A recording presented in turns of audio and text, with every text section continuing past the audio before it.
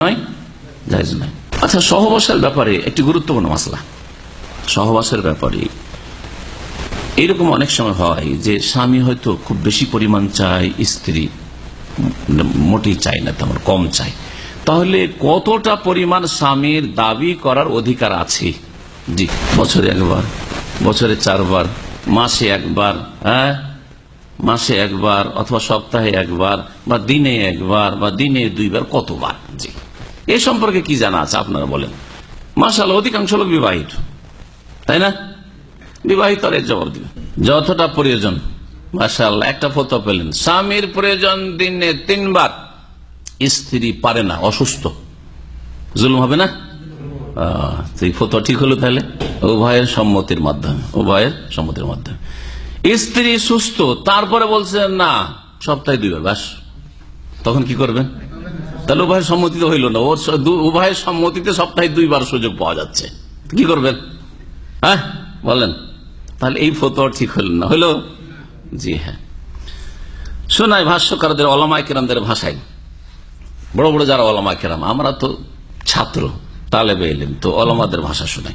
বলছেন হাম্বলি ফিকহ আর রৌদুল মুরবে আর অন্যান্য ফিকহের কিতাবে রয়েছে, ওয়ায়ালজামহুল ওয়াতু ইন কাদারা আলাইহি সুলুসা সানাতিন মাররাতান বিতালাবি যাওজা।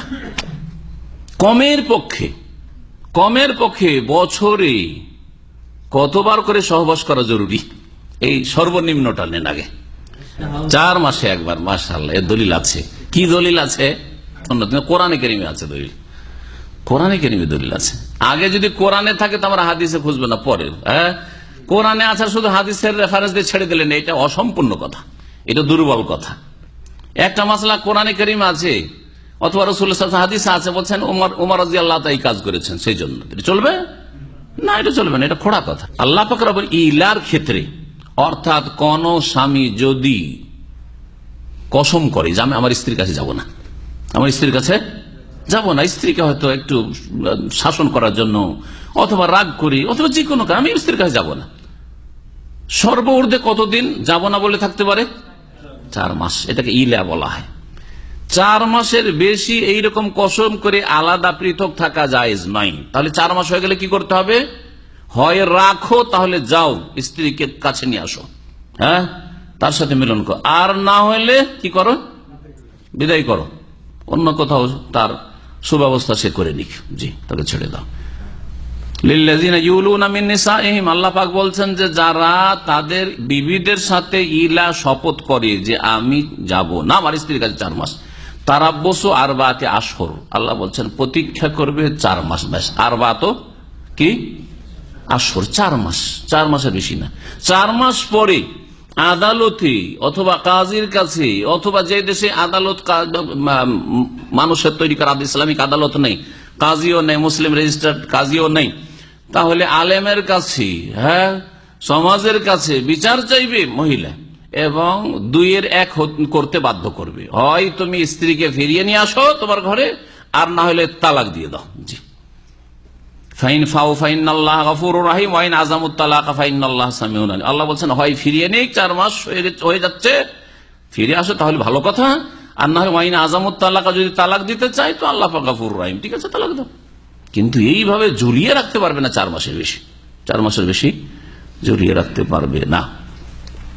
আপনারা যে 2 বছরের জন্য অনেকে ঝুলিয়ে রাখছেন, কেউ 3 বছর 4 বছর ঝুলিয়ে রাখছেন, ছুটি মালিক দিচ্ছে, বলছে ভাই পয়সা নেই যাওয়ার 4 বছর। আমি এইরকম লোকগুলোকে বকা দিই, কিছু বেশি টাকা নিয়ে যাব, সেই জন্য 2 বছরের ছুটি, টিকিটটাকে নষ্ট করছে মালিক, টিকিটের এগেইনস্টে কোনো পয়সাও দিচ্ছে না, তারপর ও যাবে 3 বছরে, যাবে 4 বছর, 2 বছরও হয়ে যায়। আর যদি আমাকে সে বলে যে আমি বাড়ি যাই, কেন বাড়ি যাবো তুমি? মালিক টিকিট দেয় না, বলছে টিকিট দেয়, তারপর যাবে না, আমার কাছে বকা খায়, তার এটা শরীয়তি বকা। এরকম জায়েজ নাই যে আপনি বেশি পয়সা নিয়ে যে আপনি ঘর বাড়ি করবেন, জমি কিনবেন, আর এই করবেন সেই করবেন, সেই জন্য আপনি স্ত্রীর হক আদায় করতে এরকম ত্রুটি করছেন না, মোটেই জায়েজ নাই। মাসলার দিকে ফিরে আসি, কথা লম্বা হয়ে যাচ্ছে। তো এই আয়াতের আলোকে বছরে কতবার তাহলে যাওয়া আবশ্যক? হ্যাঁ, 3-4 12, 3 বার। তাই বলছেন যে স্বামীর জন্য সহবাস করা ফরজ যদি শারীরিক শক্তি থাকে, কাদার আলী শারীরিক শক্তি থাকে, ষোলোসা সানাতিন মানে বছরে তিনবার করে, তিনবার করে, বছরকে 3 ভাগ করে মানে 4 মাস পর পর। মাররাতান একবার, 4 মাসে একবার, বেতালাবি জাওজাতে যদি স্ত্রী তলব করে, ডিমান্ড করে। আর যদি স্ত্রী রিলিজ দিয়ে দেয়, আজকাল কফিল রিলিজ দেওয়া থেকে বুঝছেন কথাটি, তাই না? স্ত্রী রিলিজ দেওয়া মানে আমার প্রয়োজন নাই, ঠিক আছে, প্রয়োজন নেই। যাদের একাধিক স্ত্রী আছে আর হয়তো বড় স্ত্রী হয়তো বুড়িয়ে গেছে, অনেক সময় চলো অসুবিধা নেই, আমার প্রয়োজন নেই, তোমার ইচ্ছা, তুমি আমার ঘরে আসতে পারো, নাও আসতে পারো, তোমাকে আমি ক্ষমা করে দিলাম বা তোমাকে ছেড়ে দিলাম, মাফ করে দিলাম। কেন বলছেন? যেই ব্যক্তি ইলাকারী তার ক্ষেত্রে আল্লাহ পাক 4 মাস সুনির্ধারণ করেছেন, সুতরাং 4 মাসের মধ্যে কমপক্ষে একবার শরীরে শক্তি থাকে, আর স্ত্রী যদি ডিমান্ড করে তাহলে আসতে হবে। ফাকাযালিকা ফি হাক্কি গায়রিহি, এইরকমই অন্য অন্য ক্ষেত্রে। ওয়াখতারা শেখ, আর তারপরে বলছেন যে পছন্দনীয় মত শেখের কাছে, আন্নাল ওয়াত আল ওয়াজিব ইয়াকুনু বিকাদরি হাজাতিহা, ফরজ সহবাস হচ্ছে প্রয়োজন মাফিক, যতটা প্রয়োজন হয়। স্বামীর হয়তো প্রয়োজন হচ্ছে সপ্তাহে 2 দিন, 2 দিন হলে যথেষ্ট, তাহলে এটা হচ্ছে ওয়াজিব। এইরকম স্ত্রীর প্রয়োজন তারও খেয়াল লাগবে। ও কুদরাতিহি, এবং বেকাদরি হাজাতিহা, স্ত্রীর প্রয়োজন অনুযায়ী, ও কুদরাতির, স্বামীর শক্তি অনুযায়ী। স্ত্রীর প্রয়োজন আর স্বামীর ক্ষমতা, স্ত্রীর হয়তো প্রয়োজন খুব বেশি কিন্তু স্বামীর ক্ষমতা নেই, তাহলে করবেটা কি? তাহলে দুটোকে মিলিয়ে সহবাস ওয়াজিব হয়। কামায়াত আমহা বিকাদরি হাজাতিহা, স্বামী স্ত্রীকে ভরণ পোষণ দেবে, কতটা দেবে, এই ক্ষেত্রে একই কথায় ওই কথাটি ফিট হবে। বেকাদরি হাজাতিহা, স্ত্রীর বা তার ছেলে মেয়েদের কতটা প্রয়োজন, অকুদরাতি, আর স্বামীর কতটা ক্ষমতা।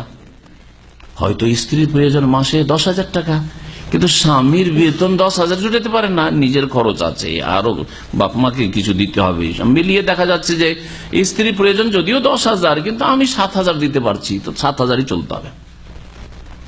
দুটোকে খেয়াল রাখতে হবে, স্ত্রীর প্রয়োজন আর স্বামীর সামর্থ্য, এই দুটো মিলিয়েই যতটা পারে এটা হচ্ছে ওয়াজিব, সহবাসের ক্ষেত্রেও আর ভরণ পোষণের ক্ষেত্রেও।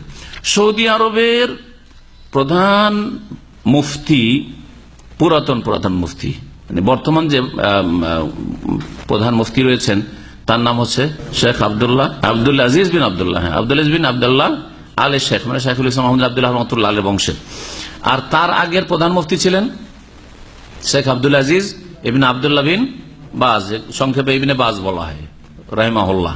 তার আগের প্রধান মুফতি, জি জি, বাদশাহ সৌদের যুগে, বাদশাহ ফয়সালের যুগে যিনি প্রধান মুফতি ছিলেন, জি, বাদশাহ খালেদের যুগে প্রধান মুফতি ছিলেন রাহিমাহুল্লাহ। তার নাম হচ্ছে মোহাম্মদ বিন ইব্রাহিম আলী শেখ, মোহাম্মদ বিন ইব্রাহিম, খুব প্রভাবশালী ব্যক্তিত্ব ছিলেন। তিনি বলছেন ওয়ালাহুল ইকসারু মিন যালিক, এখন সর্বনিম্নটা জানার পরে বেশি কতটা, দিনে কতবার বা সপ্তাহে কতবার, এই ক্ষেত্রে বলছেন ওয়ালাহুল ইকসারু মিন যালিক, স্বামীর জন্য বেশি বেশি সহবাস করা জায়েজ রয়েছে এবং অধিকার রয়েছে।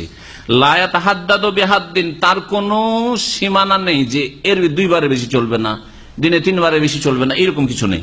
ওয়ালা ইউকাইয়াদু, আর এটা কোনো কিছুর সাথে সম্পৃক্ত নাই যে শুধু রাতে চলবে, সকালে চলবে না, দুপুরবেলা চলবে না, অথবা ভোর পেটে চলবে না, খালি পেটে চলবে না, বিকেল বেলা চলবে না, আসর পরে চলবে না, এইরকম শরীয়তে কোনো বাধ্যবাধকতা নেই। মালাম ইয়াদুররা বিহা, যতক্ষণ পর্যন্ত স্ত্রীর জন্য ক্ষতিকর না হয়, এটা অবশ্যই শর্ত। যদি দেখা যায় যে দুর্বল মহিলা আর স্বামীর একাধিকবার সহবাসের কারণে শারীরিক দিক থেকে সে ক্ষতিগ্রস্ত, তাহলে তখন ঠিক হবে না, তখন জায়েজ হবে না। এই জন্য মালাম ইয়াদ, যদি স্ত্রীর ক্ষতির আশঙ্কা না থাকে তাহলে এর পরিমাণের ক্ষেত্রে, কতবারের ক্ষেত্রে নেই, আর কোন সময় যাবে সময়ের ক্ষেত্রে কোনো সময় সীমানা নেই। ফাইন আযাররা বিহা ফালা, যদি ক্ষতি হয়, বেশি সহবাসের কারণে ক্ষতি হয় স্ত্রীর, তাহলে জায়েজ হবে না, ক্ষতি করা জায়েজ হবে না। কারণ শরীয়তের নীতিমালার একটি হাদিস রয়েছে, লা দারারা ওয়ালা দিরারা, নবী করিম সাল্লাল্লাহু আলাইহি ওয়াসাল্লাম বলছেন লা দারারা ওয়ালা দিরারা, নিজেরও ক্ষতি করো না এবং অন্যেরও ক্ষতি করো না, নিজেরও ক্ষতি করিও না এবং অন্যেরও ক্ষতি করিও না। আপনি নিজের যেমন শরীর স্বাস্থ্যের খেয়াল রাখবেন, তেমন আপনার স্ত্রীর শরীর স্বাস্থ্যের খেয়াল রাখা ফরজ, আবশ্যক। হাদিস মুসনাদ আহমদে রয়েছে, ইবনে মাজায় রয়েছে।